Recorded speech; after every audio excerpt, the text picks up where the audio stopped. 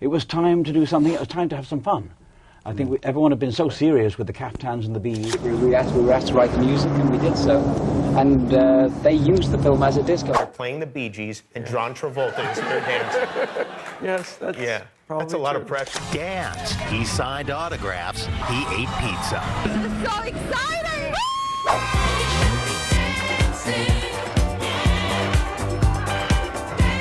Everyone remembers John Travolta's white suit. Everyone remembers the glittering dance floor, the raised finger, the smirk, the rhythm that seemed to pulse through his veins. But few remember the man who gave him that rhythm, Barry Gibb. In 1977, Saturday Night Fever turned Travolta into a Hollywood legend overnight.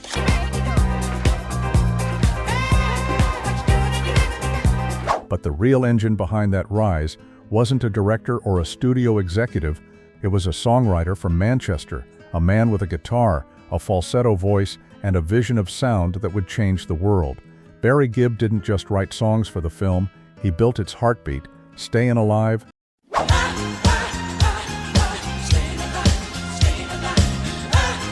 Night Fever,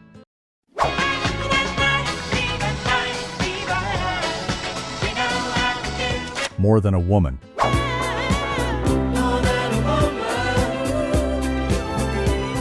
Without those songs, the movie might have been just another story about a Brooklyn kid who liked to dance. Instead, it became the anthem of an entire generation. But when the lights dimmed and disco faded, something else changed.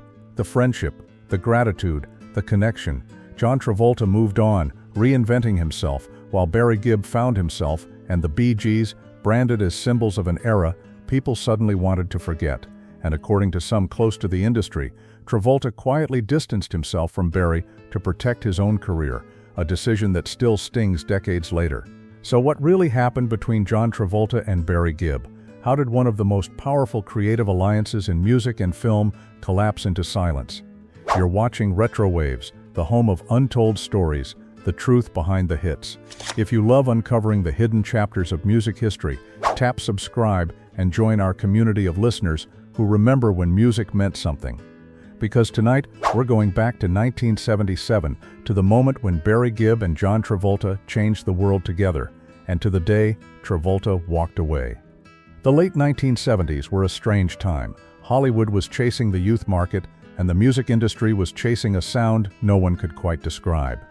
Barry Gibb, his brothers Robin and Maurice, had just come off a string of hits, Jive Talkin',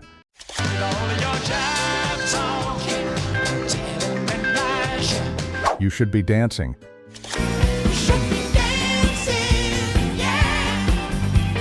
and How Deep Is Your Love. How deep is your love? Is your love? How deep is your love? They were already stars, but they didn't yet know they were about to become the voice of an era. When Paramount Pictures approached them for a new film about a young man finding escape through dance, Barry and his brothers barely blinked. They recorded songs without ever seeing the film. They just had a feeling, a pulse in their blood that matched the energy of the script, and that instinct would change John Travolta's career forever. Travolta was already known as Vinnie Barbarino from Welcome Back, Kotter, but he was hungry for something bigger. When he heard the Bee Gees' music for the first time, he knew it. This was his moment. He practiced his famous strut to Stayin' Alive. Barry Gibb's beat became Travolta's heartbeat. The movie and the soundtrack exploded, selling over 40 million copies worldwide. Travolta earned an Oscar nomination, and the Bee Gees won Grammys and dominated the charts. For a moment, it seemed they were inseparable, a match made in pop heaven. Travolta would even say in early press that he was blessed to dance to their music. That's a verified quote from 1978, but fame is a fragile thing. By the end of the decade, disco was being mocked, and the Bee Gees became its scapegoats. Travolta, on the other hand, was moving toward films like Grease and Urban Cowboy. He needed to protect his image as Hollywood's new leading man, not a disco star. According to music journalists at the time, Travolta and the Bee Gees never worked together again after 1978. That's true. They shared no public appearances, no joint interviews, and no collaborations. Some believe Travolta's management team advised him to distance himself from the disco image to avoid being typecast, a rumor that has never been officially confirmed. For Barry Gibb, it felt like a personal loss. He'd watched Travolta rise on the shoulders of their music, only to see the actor step away when the music became a liability. He once said in an interview, "It was a roller coaster. They loved us, then they didn't." That was Barry's way of saying what he couldn't say directly. So the question remains, was John Travolta's silence simply business, or did it cut deeper for Barry Gibb? And how did that silence change Barry's life in the years that followed? Barry Gibb never imagined his music would become the heartbeat of Hollywood. He was a songwriter, not a celebrity hunter. But when Saturday Night Fever arrived, it felt like destiny. Travolta was still filming when the Gibb brothers began recording the soundtrack. They had never met. Yet when Travolta first heard Stayin' Alive, he reportedly stopped rehearsal and said, "That's my walk." That quote is verified from a 1978 Rolling Stone interview. Barry's falsetto wasn't just high-pitched, it was emotional. It carried tension, hope, and pride. It gave Tony Manero, Travolta's character, something bigger than swagger. It gave him soul. At first, Barry was proud. He admired Travolta's work ethic and the way he embodied the music. For a moment they were equals, two men from humble beginnings, both chasing dreams bigger than themselves. Behind the scenes, they were said to have met briefly at promotional events and shared mutual respect. There's no confirmed record of a close friendship, but several crew members described a mutual admiration. That's verified from production staff interviews years later. And yet even then, something felt unbalanced. Travolta was on magazine covers. Barry's voice filled the airwaves, but his face was rarely seen. The movie's success became Travolta's legacy, not Barry's. In one later interview, Barry joked that Saturday Night Fever wasn't really our movie, but it might as well have been. He wasn't bitter then, just realistic. But that would change when Hollywood moved on, because when Saturday Night Fever became a phenomenon, the Bee Gees' fame didn't just rise, it exploded, and so did the pressure. Travolta was becoming America's golden boy. Barry was becoming the face of a sound the world would soon turn against. And in that moment, both men's fates became tied together, one to fame, the other to fallout. By 1978, disco wasn't just a genre, it was a religion. Every nightclub, radio station, and TV show pulsed with the sound of the Bee Gees. Barry Gibb's songs dominated the Billboard charts. At one point, 5 of the top 10 songs were written or sung by him. That's a verified record from Billboard magazine. The brothers were everywhere. Barry even wrote the title song for Travolta's next hit, Grease. But while the Bee Gees were being celebrated as musical gods, Travolta was carefully reshaping his image. He was grateful for Saturday Night Fever, but he didn't want to be seen as a disco star. His management team, according to People magazine interviews from 1979, wanted to position him as a versatile actor, not a symbol of a passing craze. So while Barry leaned further into the disco sound, Travolta leaned out. He accepted roles in Moment by Moment and later Urban Cowboy, which replaced disco with country and soft rock. Some close to the production rumor, not confirmed, claimed Travolta's team even advised him to avoid public association with the Bee Gees to keep his new serious actor image. For Barry, it was confusing. He had written the anthem that made Travolta immortal, yet now that very sound had become a burden. Still, Barry kept pushing forward, producing, writing, creating. He wasn't chasing fame, he was chasing perfection. But the more he succeeded, the more disco became too much, too big, too loud, too everywhere. And in 1979, that explosion would lead to its own implosion, because when a culture rises that fast, it always finds someone to blame when it falls. And Barry Gibb, along with his brothers, would become the target of a backlash no one saw coming. A backlash that would leave Barry feeling abandoned, not only by fans and critics, but by the very star his music helped create. The first cracks appeared quietly. By 1979, the phrase "disco sucks" began showing up on t-shirts and graffiti walls.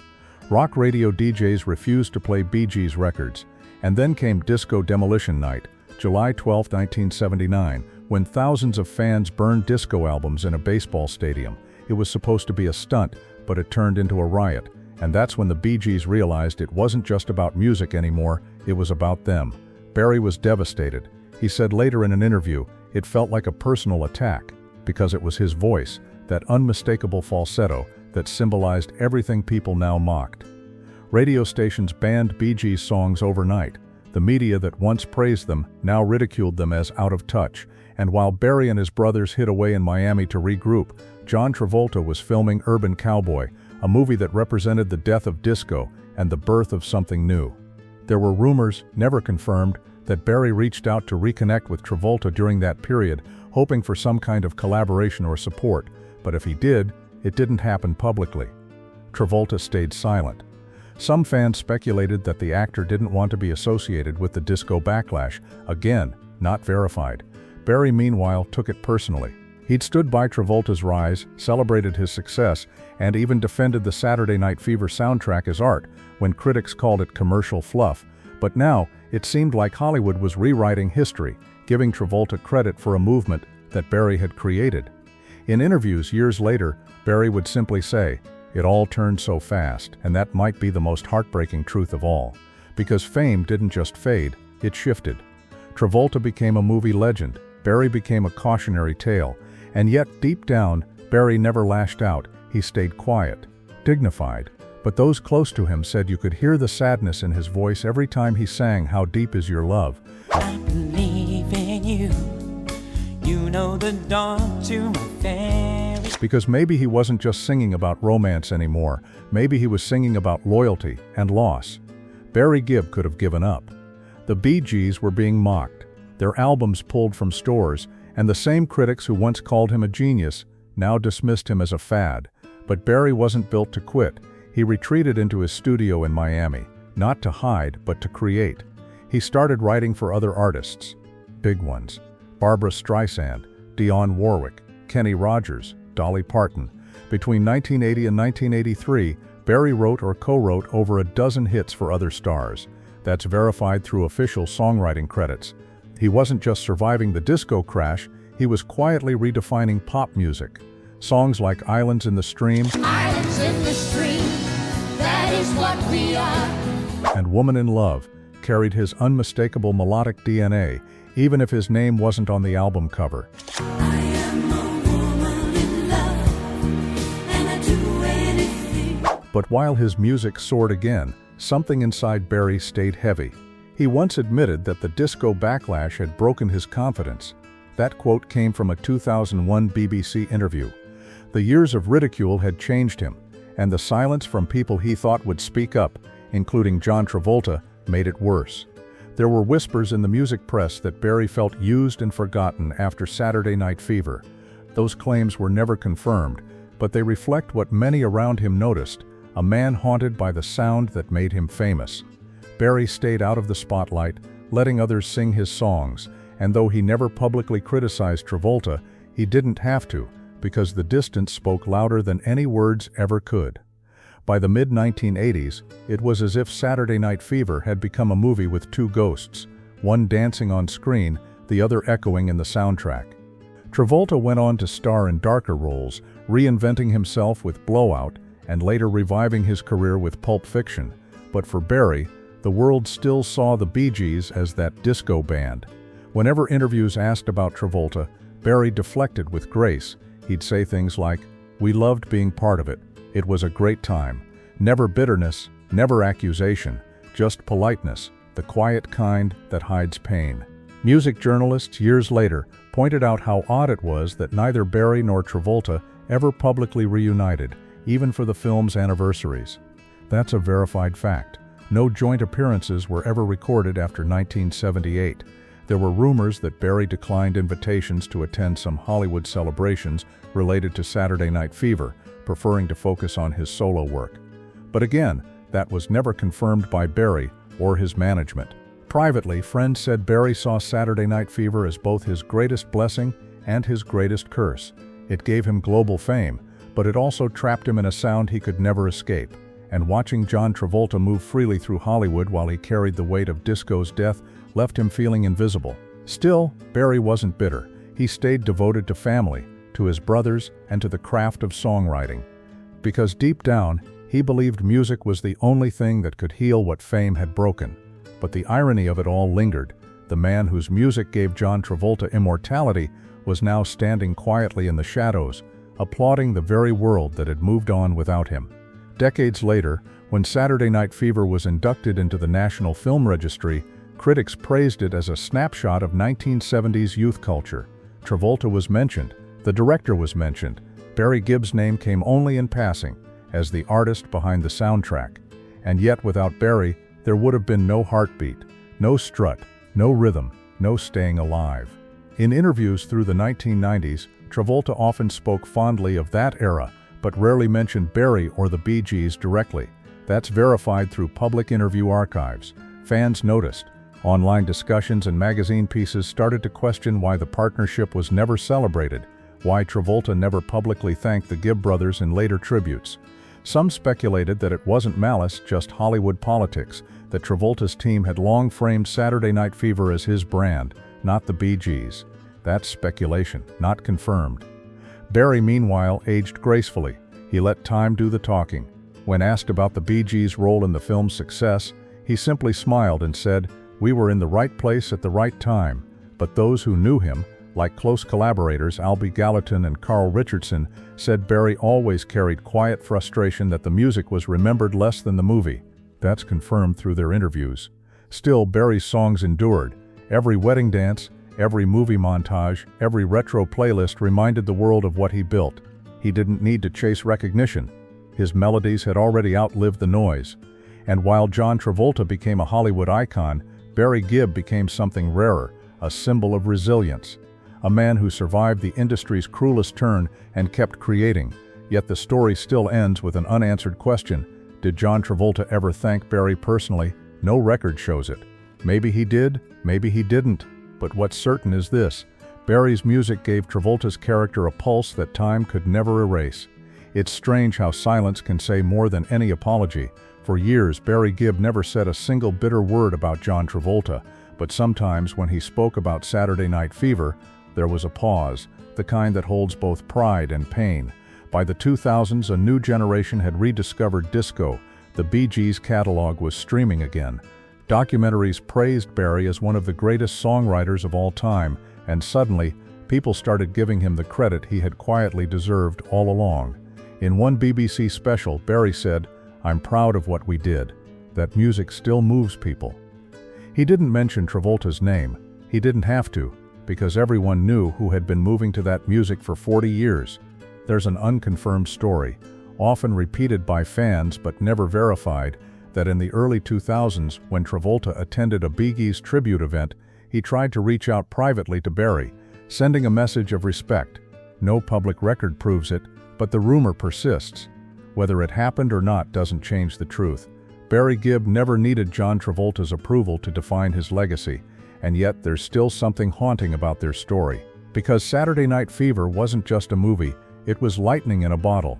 Two men from different worlds collided at the peak of their powers, created cultural magic, and then drifted apart without a goodbye. When Barry's brothers passed away, first Maurice, then Robin, fans wondered if Barry might finally speak more freely about that era. But even then, he stayed silent. His focus turned to honoring his brothers, carrying the Bee Gees' name alone. And that silence became part of the legend, because maybe it wasn't anger that kept Barry quiet. Maybe it was grace.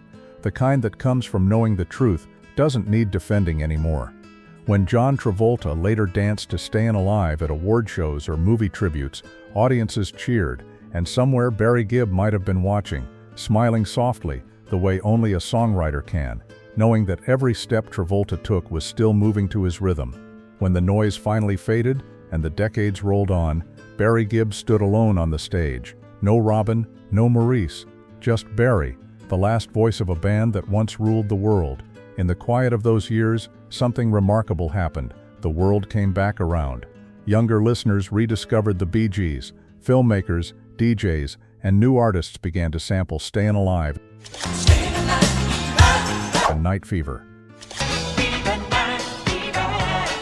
Suddenly, the sound that critics once burned in stadiums was filling dance floors again. Barry never gloated. He simply said, "Everything comes back in its own time." That's a verified quote from a 2013 BBC interview. He wasn't just talking about disco. He was talking about life, about survival. And maybe that's where John Travolta fits back into the picture. In 2012, after Robin Gibb passed away, Travolta publicly expressed condolences, calling the Bee Gees icons who shaped the world of film and music. That's verified from his official Twitter statement at the time. He didn't name Barry directly, but his words carried respect, the kind that only time can bring. Barry, ever graceful, never replied publicly, but he didn't need to. The bond between the music and the man who danced to it was already written in pop culture stone. Still, the story leaves one lingering thought. Why did it take so long for gratitude to surface? Maybe Travolta feared being tied to disco when it wasn't fashionable. Maybe Hollywood's machinery kept their paths apart.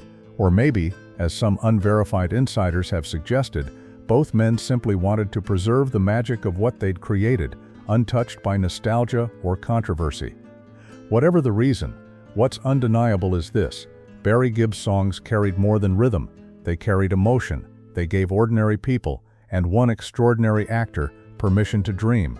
And even if John Travolta never danced beside Barry again, every beat of Stayin' Alive still feels like their silent handshake across time. Barry once said, "I just want people to remember the music," and they did. Because the truth is, John Travolta may have moved on from disco, but the world never moved on from Barry Gibb. If this story moved you, if you still feel that pulse from Stayin' Alive deep inside your chest, then you understand why Barry Gibb's legacy will never fade, because fame comes and goes, trends rise and collapse, but a song that carries truth, that's forever. You've been watching RetroWaves, where every melody hides a story and every legend has another side you haven't heard yet. Hit subscribe, drop a comment telling us your favorite Bee Gees moment, and let's keep the memory of their music alive together. And as you close your eyes tonight, remember, somewhere out there, John Travolta might still be dancing, but he's dancing to Barry Gibb's song.